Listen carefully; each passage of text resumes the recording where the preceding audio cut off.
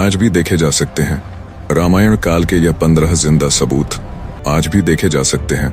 रामायण काल के यह गुप्त स्थान महर्षि वाल्मीकि द्वारा रचित रामायण में भगवान श्री राम की संपूर्ण जानकारी लिखी गई है। लेकिन कुछ लोग भगवान श्री राम के होने पर ही सवाल उठाते हैं और रामायण को केवल कहानियों से भरी किताब मानते हैं। लेकिन हम आपको रामायण काल के 15 ऐसे जिंदा सबूत बताएंगे जिन्हें जानकर आपकी आत्मा अंदर तक हिल जाएगी।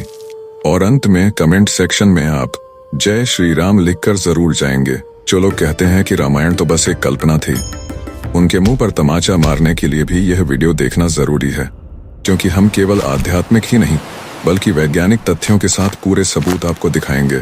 क्योंकि वैज्ञानिकों ने भी जब रामायण से जुड़ी घटनाओं और स्थानों के बारे में खोज की तो उन्होंने भी माना है कि रामायण कोई कहानी नहीं बल्कि 100% सच्चाई है। रामायण के अनुसार भगवान श्री राम ने अधर्मी रावण का वध कर धर्म की स्थापना की थी। रामायण काल के ऐसे बहुत से स्थान आज भी मौजूद हैं। रामायण काल के बहुत से ऐसे लोग भी हैं जो आज भी जिंदा हैं और कई लोगों ने इन्हें देखने का दावा भी किया है। रामायण काल में कई विचित्र प्रकार के जीव जंतु भी हुआ करते थे जिनके सबूत वैज्ञानिकों को मिल चुके हैं। रामायण काल में वायुयान, जहाज, परमाणु बम आदि के बारे में हम पहले ही आपको बता चुके हैं। वीडियो में आगे बढ़ने से पहले आपसे एक छोटा सा निवेदन है, यदि चैनल पर नए आए हैं तो चैनल को सब्सक्राइब करें और साथ में घंटी वाला बेल आइकन जरूर दबाएं। तभी आपको नए वीडियो का नोटिफिकेशन मिल पाएगा और भगवान श्री राम के भक्त लोग एक बार सच्चे दिल से कमेंट सेक्शन में जय श्री राम जरूर लिख देना। मैं चाहता हूं कि आज हर एक श्री राम का भक्त कमेंट करे ताकि जो लोग हमारे धर्म का मजाक उड़ाते हैं उन्हें करारा जवाब मिल सके। तो चलिए दोस्तों, जानते हैं रामायण के उन 15 जिंदा सबूतों के बारे में जो धरती पर आज भी मौजूद है, लेकिन इनकी असली सच्चाई शायद आज तक किसी ने नहीं बताई है। नंबर 1, राम सेतु। भारत के दक्षिण पूर्वी तट पर तमिलनाडु के रामेश्वरम द्वीप और श्रीलंका के उत्तर पश्चिमी तट के बीच समुद्र में एक अद्भुत पुल जैसी संरचना है जिसे राम सेतु कहा जाता है। यह सिर्फ चूना पत्थरों और विशाल पत्थरों का प्राकृतिक पुल नहीं है, बल्कि इसे त्रेता युग में श्री राम ने रावण तक पहुंचने के लिए बनवाया था। वाल्मीकि रामायण, तुलसीदास के रामचरितमानस और कई पुराणों में इसका विस्तृत वर्णन मिलता है। कथा के अनुसार जब श्री राम लंका की ओर बढ़े तब समुद्र इतना विशाल और गहरा था कि कोई भी इसे पार नहीं कर सकता था। रावण को विश्वास था कि कोई भी उसे चुनौती नहीं देगा, लेकिन श्री राम ने अपनी बुद्धि और साहस से असंभव को संभव बना दिया। उन्होंने वानर सेना को इस कार्य के लिए नियुक्त किया। नल और नील जैसे बुद्धिमान वानर पुल के निर्माण के नेता बने। वानर और भालुओं ने बड़े बड़े पर्वत और पेड़ उखाड़कर समुद्र में डालना शुरू किया।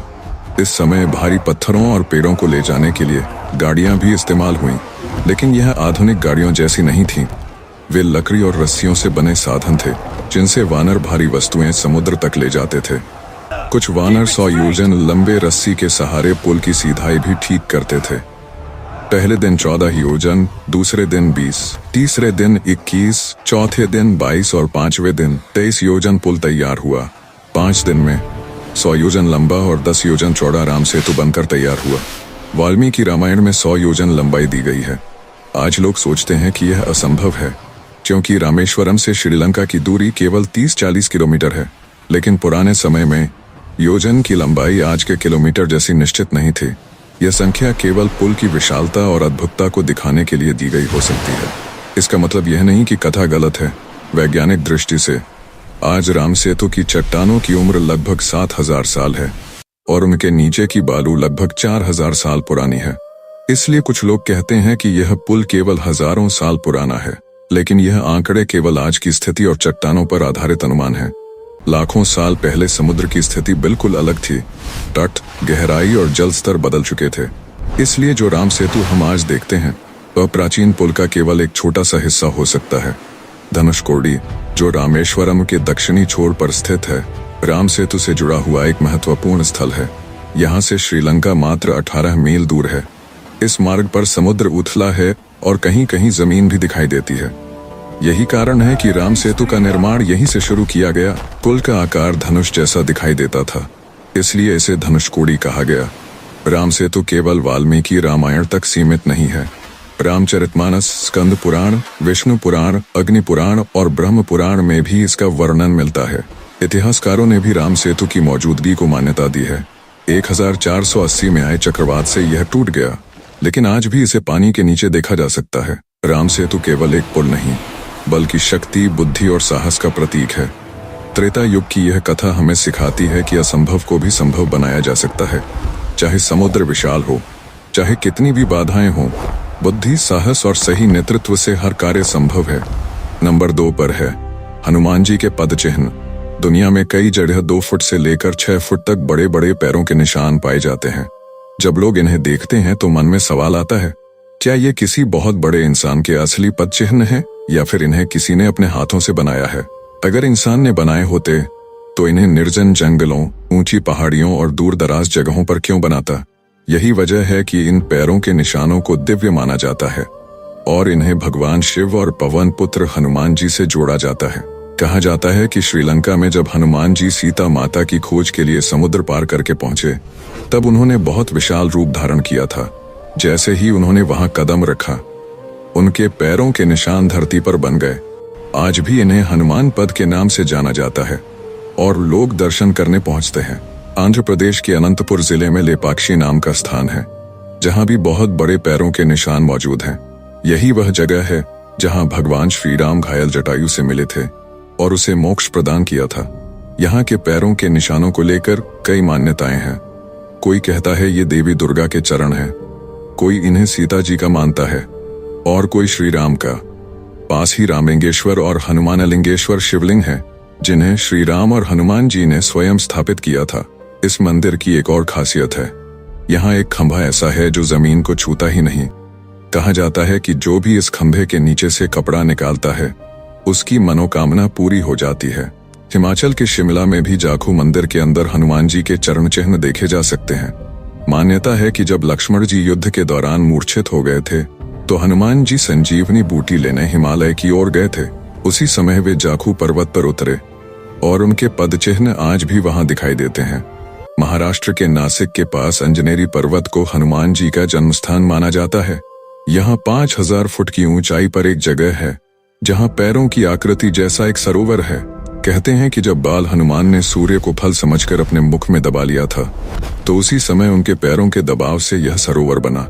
यहीं इंद्रदेव ने वज्र से प्रहार किया, जिससे उनकी ठुड्डी यानी हनु टूट गई और तभी से उनका नाम पड़ा हनुमान। इस सरोवर के पानी को स्पर्श करना भक्त लोग हनुमान जी के चरण छूने के बराबर मानते हैं। झारखंड के गुमला जिले में भी हनुमान जी की लीलाओं की यादें बसी हुई हैं। यही वह स्थान है जहां माता अंजनी ने घोर तपस्या की थी। कहा जाता है कि उनकी तपस्या से प्रसन्न होकर भगवान शिव ने उन्हें आशीर्वाद दिया कि उनके गर्भ से 11वें रुद्रावतार के रूप में हनुमान जी जन्म लेंगे। आज भी यहाँ माता अंजनी और हनुमान जी से जुड़ी कई निशानियां दिखाई देती हैं, जो भक्तों को गहरी आस्था से भर देती हैं। इन सभी जगहों पर मौजूद विशाल चरण चिन्ह सिर्फ पत्थर या मिट्टी के निशान नहीं हैं, बल्कि भक्तों के लिए भगवान की उपस्थिति का प्रतीक है। जब भी कोई इन्हें देखता है तो उसे लगता है कि सचमुच हनुमान जी के चरणों का आशीर्वाद मिला है। यही वजह है कि लोग यहाँ पहुंचकर भावुक हो जाते हैं और पूरे मन से पुकारते हैं, जय बजरंगबली। नंबर 3, रावण का महल श्रीलंका में सिगिरिया नाम की जगह है, जिसे रावण के महल से जोड़ा जाता है। यह महल जिस विशाल चट्टान पर था, वह आज भी उतनी ही दुर्गम और आश्चर्यजनक लगती है।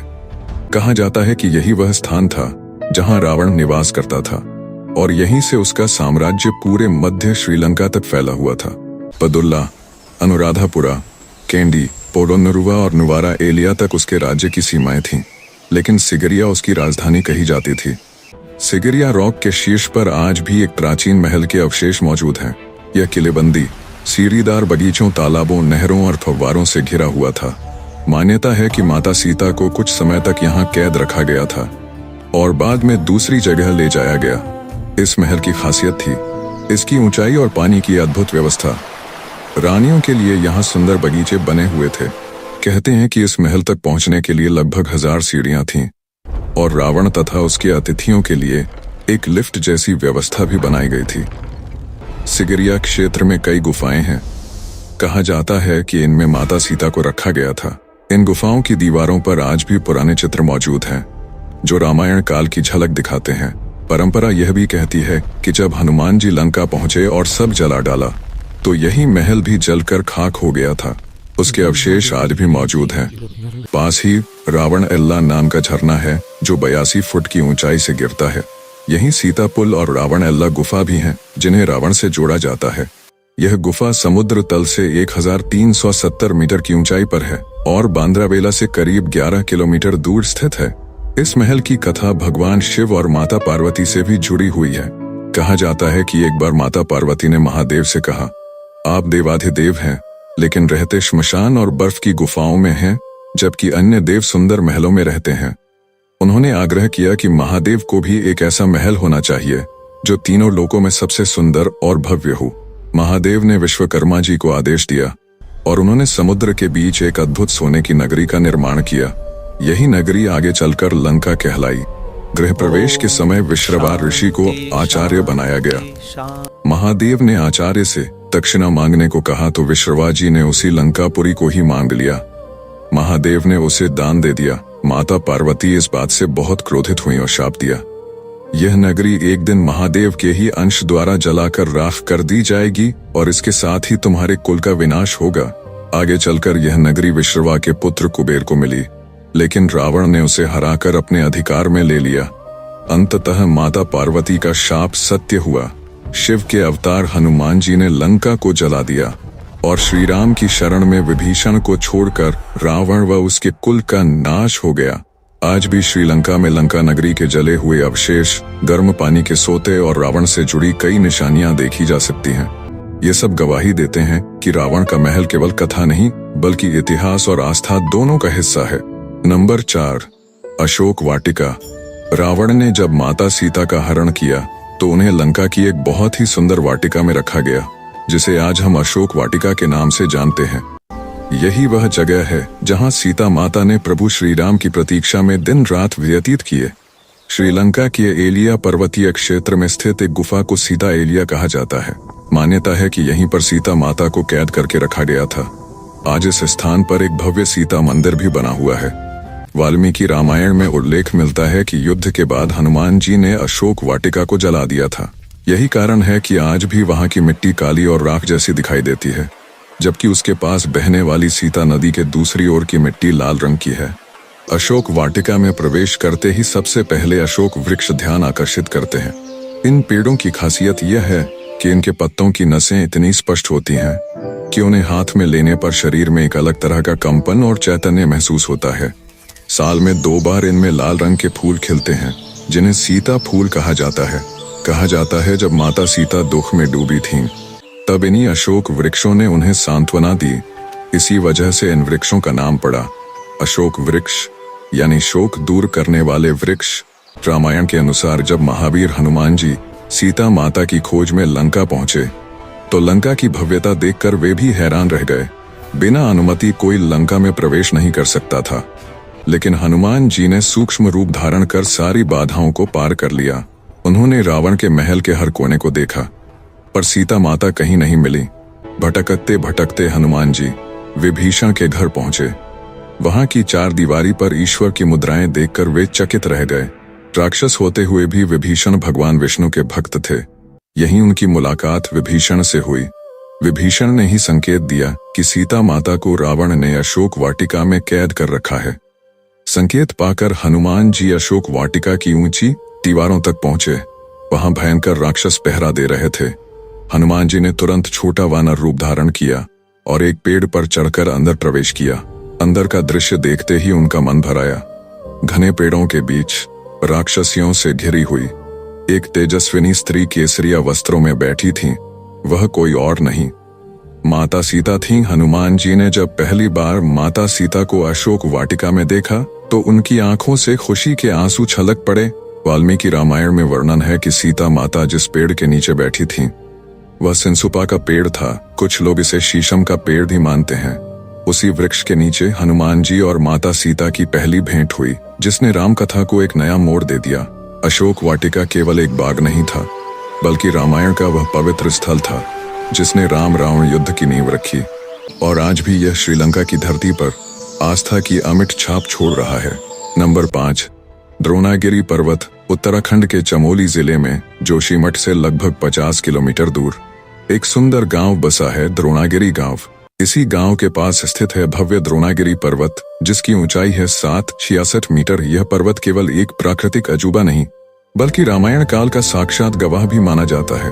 कथा के अनुसार राम रावण युद्ध के दौरान जब मेघनाद ने लक्ष्मण जी पर दिव्यास्त्र चलाया तो वे मूर्छित होकर भूमि पर गिर पड़े। लक्ष्मण जी को जीवन दान देने के लिए संजीवनी बूटी लाना आवश्यक हो गया। तभी पवनपुत्र हनुमान उड़कर हिमालय की ओर आए और इसी द्रोणागिरी पर्वत पर पहुंचे, लेकिन समय बहुत कम था। हनुमान जी संजीवनी बूटी को पहचान नहीं पाए, इसलिए उन्होंने पूरा पर्वत का हिस्सा ही उखाड़ लिया और उसे लेकर सीधा लंका की ओर निकल पड़े। यही कारण है कि आज भी द्रोणागिरी पर्वत का ऊपरी हिस्सा कटा हुआ दिखाई देता है। इसे देखते ही मानो आंखों के सामने रामायण का दृश्य सजीव हो उठता है। स्थानीय लोग इस पर्वत को देवता मानकर पूजते हैं, लेकिन एक विशेष परंपरा यहाँ आज भी है। द्रोणागिरी गांव में हनुमान जी की पूजा नहीं की जाती। मान्यता है कि जब हनुमान जी पर्वत का हिस्सा लेकर गए तो ग्रामवासियों को यह अनादर जैसा लगा। तभी से उन्होंने परंपरा बना दी कि वे केवल पर्वत देवता की ही पूजा करेंगे। हर साल जून महीने में यहाँ पर्वत की विशेष पूजा होती है। इस अवसर पर केवल गांव वाले ही नहीं, बल्कि वे लोग भी आते हैं जो रोजगार के लिए गांव छोड़कर दूर रहते हैं। द्रोणागिरी तक पहुंचने का मार्ग भी उतना ही अद्भुत है। जोशीमठ से मलारी की ओर लगभग 50 किलोमीटर आगे जुम्मा नामक स्थान आता है। यहीं से द्रोणागिरी गांव की यात्रा शुरू होती है। पहले धौली गंगा नदी पर बने पुल को पार करना पड़ता है। उसके बाद सीधी खड़ी पहाड़ियों की श्रृंखला आती है। फिर आती हैं संकरी पगडंडियां और लगभग 10 किलोमीटर का कठिन पैदल मार्ग। यही मार्ग रोमांच और श्रद्धा का संगम है। ट्रैकिंग के शौकीन लोग इस यात्रा को बड़े उत्साह से करते हैं। सर्दियों में जब यहाँ भारी बर्फबारी होती है तो लोग गांव खाली करके नीचे उतर जाते हैं, लेकिन जैसे ही गर्मी का मौसम आता है और बर्फ पिघलती है, फिर से बस जाता है। द्रोणागिरी पर्वत केवल उत्तराखंड की शान नहीं, बल्कि रामायण की दिव्य कथा का जीवंत प्रतीक है। इसे देखकर आज भी लोग वही कहते हैं, यही वह पर्वत है जहां से संजीवनी बूटी आई थी और जिसने लक्ष्मण जी को जीवन दान दिया था। नंबर 6, पंचवटी। नासिक के पास गोदावरी नदी के तट पर बसा है पवित्र स्थान पंचवटी। इसे रामायण काल से ही दिव्य तीर्थ माना जाता है। वनवास के समय श्री राम, माता सीता और लक्ष्मण जी ने इसी पवित्र भूमि पर पर्णकुटी बनाकर निवास किया था। कहा जाता है यहाँ 5 विशाल वट वृक्ष थे, जिनकी छाया में यह पूरा क्षेत्र जीवंत हो उठता था। इन्हीं 5 वट वृक्षों के कारण इसका नाम पड़ा पंचवटी। यही वह भूमि है जहाँ रामायण की अनेक महत्वपूर्ण घटनाएं घटीं। इसी स्थान पर शूर्पणखा ने राम और लक्ष्मण के सामने विवाह का प्रस्ताव रखा। जब उसका प्रयास विफल हुआ और उसने माता सीता को हानि पहुंचाने की कोशिश की, तब लक्ष्मण जी ने उसकी नाक काट दी। इसी घटना के कारण इस स्थान का नाम पड़ा नासिक और बदला लेने की जिद में शूर्पणखा ने रावण को उकसाया। यहीं से माता सीता का हरण हुआ। पंचवटी की धरती युद्ध और वीरता की भी साक्षी रही। यहीं पर राम और लक्ष्मण ने रावण के सेनापति खर और दूषण का संहार किया। मारीच वध भी यहीं के निकट मृगव्याधेश्वर स्थान पर हुआ। इस पूरे क्षेत्र में आज भी वे स्मृतियां जीवित हैं जो रामायण की घटनाओं को अमर कर देती हैं। पंचवटी में कई दर्शनीय स्थल हैं। यहाँ का सुंदर नारायण मंदिर विशेष प्रसिद्ध है। हर वर्ष 20 या 21 मार्च को सूर्य की किरणें सीधे मूर्तियों के चरणों पर पड़ती हैं। यह दृश्य श्रद्धालुओं के लिए किसी चमत्कार से कम नहीं। इसी क्षेत्र में स्थित है सीता गुफा, जहाँ कहा जाता है कि दंडकारण्य से गुजरते समय माता सीता कुछ समय ठहरी थीं। आज भी यहाँ श्री राम, लक्ष्मण और सीता की मूर्तियां स्थापित हैं। पंचवटी का सबसे प्रमुख मंदिर है काले राम मंदिर। मान्यता है कि भगवान श्री राम ने यहीं विश्राम किया था। पंचवटी से थोड़ी दूरी पर वह स्थान भी है जहां जटायु ने सीता माता की रक्षा करते हुए प्राण त्याग दिए थे। कहा जाता है कि यहीं श्री राम ने उनका अंतिम संस्कार किया और तर्पण हेतु धरती पर बाण मारा, जिससे जल प्रकट हुआ। वही स्थान आज सर्वतीर्थ कुंड कहलाता है। पंचवटी से लगभग 30 किलोमीटर दूर स्थित है ब्रह्मगिरी पर्वत, जहां से पवित्र गोदावरी नदी का उद्गम होता है। यह नदी रामायण काल से ही पूजनीय और पवित्र मानी जाती है। पंचवटी केवल एक स्थान नहीं, बल्कि यह वह भूमि है जहां रामायण की हर घटना आस्था और इतिहास की अमिट छाप छोड़ती है। नंबर 7, रामायण के विशालकाय हाथी। वाल्मीकि रामायण का हर श्लोक केवल कथा नहीं, बल्कि उस युग की जीवंत झलक है। सुंदरकांड के 27वें सर्ग में जब हनुमान जी पहली बार लंका में प्रवेश करते हैं तो वे देखते हैं रावण के महलों की रक्षा में खड़े विशाल हाथी। ये कोई साधारण हाथी नहीं, बल्कि 4 दांतों वाले अद्भुत जीव थे, जिन्हें आज विज्ञान गोम्फोथेरस के नाम से पहचानता है। हनुमान जी के वर्णन से पता चलता है ये हाथी असाधारण रूप से लंबे और शक्तिशाली थे। इन्हें लंका की सुरक्षा के लिए विशेष रूप से प्रशिक्षित किया गया था। इनका जिक्र त्रिजटा के स्वप्न में भी मिलता है, जहां वह देखती है कि भगवान राम एक पर्वत समान ऊंचे हाथी पर सवार हैं और उस हाथी के भी 4 दांत हैं। आश्चर्य की बात यह है कि आधुनिक विज्ञान ने भी ऐसे ही हाथियों के जीवाश्म खोज निकाले हैं। वैज्ञानिक बताते हैं कि गोम्फोथेरस लगभग 6 मिलियन वर्ष पहले तक पृथ्वी पर मौजूद थे। इनकी लंबी सूंड और 4 दांत इन्हें अद्वितीय बनाते थे। श्रीलंका में भी इनके अवशेष मिले हैं, जो रामायण के वर्णन को और प्रामाणिक बना देते हैं। नंबर 8 पर है कोनेश्वर मंदिर। रामायण में उल्लेख मिलता है कि रावण ने शिव को प्रसन्न करके उनसे वरदान मांगा। इसी के बाद रावण ने कोनेश्वर मंदिर की स्थापना की थी। यह दुनिया का पहला ऐसा मंदिर है जहां रावण की कई आकृतियों को देखा जा सकता है। कोनेश्वरम मंदिर को थिरुकोनामलाई कोनेश्वर मंदिर के नाम से भी जाना जाता है। यह मंदिर श्रीलंका के त्रिंकोमाली में स्थित एक प्रसिद्ध हिंदू मंदिर है। समुद्र से 3 ओर घिरी एक ऊंची पहाड़ी चट्टान पर यह मंदिर भव्य रूप से खड़ा है। इसका इतिहास लगभग 3 सहस्राब्दियों पुराना है, जिसकी जड़ें 1580 ईसा पूर्व तक जाती हैं। कोनेश्वरम नाम भगवान शिव से लिया गया है, जो पवित्र कोनम पर्वत पर शासन करते हैं। इसी कारण इसे तिरुकोणेश्वर भी कहा जाता है। मंदिर को एक और नाम से भी जाना जाता है, दक्षिण कैलायम या कैलासम, जिसका संस्कृत में अर्थ है दक्षिण का कैलाश पर्वत। पुर्तगालियों ने इस मंदिर को नष्ट कर दिया था। लगभग 300 वर्ष बाद इसका पुनर्निर्माण और जीर्णोद्धार किया गया। मंदिर के अवशेषों में अद्भुत मूर्तियां पाई गईं। शिव, पार्वती, गणेश और मथुमाई अम्मल यानी कोनेश्वर के रूप में शिव की पत्नी की सोने की मूर्तियां। ये मूर्तियां मंदिर के विनाश के समय उत्सव जुलूस का हिस्सा थीं। 1950 में इन्हें पुनः खोजा गया और फिर से मंदिर स्थल पर स्थापित किया गया। 6 साल बाद 1956 में सर आर्थर ने समुद्र के नीचे मंदिर के खंडहरों और मूल चिनाई की खोज की। इन खंडहरों में अनेक शिलालेख और पत्थर की मूर्तियां मिली, जो मंदिर के लंबे इतिहास को प्रमाणित करती हैं। लेकिन सबसे महत्वपूर्ण खोज थी मूल स्वयंभू लिंग बम। मंदिर के मुख्य कक्ष में इसी स्वयंभू लिंग की पूजा होती थी। यह लिंग दुनिया के 69 प्राकृतिक स्वयंभू लिंगों में से एक है। माना जाता है कि यह लिंग मूल रूप से कैलाश में था और रावण ने इसे त्रिंकोमाली लाकर स्थापित किया था। इन महत्वपूर्ण मूर्तियों की पुनः प्राप्ति के बाद मंदिर का पुनर्निर्माण त्रिंकोमाली के तमिल हिंदुओं द्वारा किया गया। नंबर 9 पर है सुग्रीव गुफा। सुग्रीव अपने भाई बाली से डरकर जिस कंदरा में रहते थे, उसे ही सुग्रीव गुफा कहा जाता है। यह गुफा ऋष्यमुख पर्वत पर स्थित थी। मान्यता है कि दक्षिण भारत में प्राचीन विजयनगर साम्राज्य के विरूपाक्ष मंदिर से कुछ ही दूरी पर स्थित पर्वत को ऋष्यमुख कहा जाता है, और यही है रामायण काल का ऋष्यमुख पर्वत। मंदिर के निकट सूर्य, सुग्रीव आदि की मूर्तियां स्थापित हैं। रामायण में वर्णित यह ऋष्यमुख पर्वत आज के कर्नाटक प्रदेश के हम्पी में है। यहीं वानर राज सुग्रीव और बाली की राजधानी किष्किंधा नगरी बसी थी। हम्पी और इसके आसपास के क्षेत्र में आज भी रामायण के अनेक प्रसंगों से जुड़े स्थल विद्यमान हैं, जो श्री राम के आगमन के साक्षी माने जाते हैं। ऋष्यमुख पर्वत पर आज भी वह गुफा मौजूद है, जहां वानर राज सुग्रीव अपने मंत्रियों सहित निवास करते थे। रामायण के प्रसंग के अनुसार बाली से विवाद होने पर जब सुग्रीव को राजमहल छोड़ना पड़ा, तब वे अपने सहयोगियों सहित इसी गुफा में आकर छिप गए थे। कथा है कि इसी पर्वत पर ऋषि मातंग का आश्रम था। ऋषि मातंग ने एक बार अपने आश्रम को अपवित्र करने के कारण बाली को शाप दिया था। शाप यह था कि यदि बाली इस क्षेत्र में प्रवेश करेगा तो उसकी मृत्यु निश्चित हो जाएगी।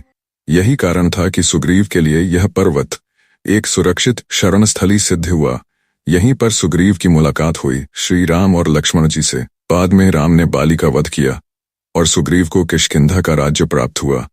आज जिस गुफा में सुग्रीव निवास करते थे, वहां उनका एक विग्रह स्थापित है जिसकी पूजा की जाती है। तुंगभद्रा नदी के तट पर बसा यह क्षेत्र अत्यंत मनोहर है। आज भी यहाँ आकर ऐसा प्रतीत होता है मानो हम सीधे रामायण काल में पहुंच गए हों। यहाँ का भौगोलिक परिदृश्य सदियों बाद भी लगभग वैसा ही है जैसा त्रेता युग में था। नंबर 10 पर है जानकी मंदिर। रामायण काल में बैसाख माह की नवमी तिथि को मिथिला के राजा जनक के यहाँ माता सीता का जन्म हुआ था। उनकी राजधानी का नाम था जनकपुर और यही जनकपुर आज नेपाल का एक प्रसिद्ध धार्मिक स्थल है। यह मंदिर माता सीता को समर्पित है और अपनी अद्भुत कलाकृतियों के कारण एक ऐतिहासिक धरोहर माना जाता है। यही वह स्थान है जहां माता सीता का जन्म हुआ और विवाह के बाद यही मर्यादा पुरुषोत्तम भगवान श्री राम का ससुराल भी बना। आज भी इस मंदिर में ऐसे प्रमाण मौजूद हैं जो रामायण काल का उल्लेख करते हैं। दोस्तों, वीडियो काफी लंबा हो चुका है, इसलिए आज के इस वीडियो को यहीं विराम देते हैं। अगर आप इस वीडियो का दूसरा भाग भी देखना चाहते हैं तो कमेंट में भाग 2 जरूर लिखें। वीडियो अच्छा लगा हो तो इसे लाइक करें, चैनल को सब्सक्राइब करें और अंत में कमेंट में सच्चे दिल से लिखें, जय श्री राम।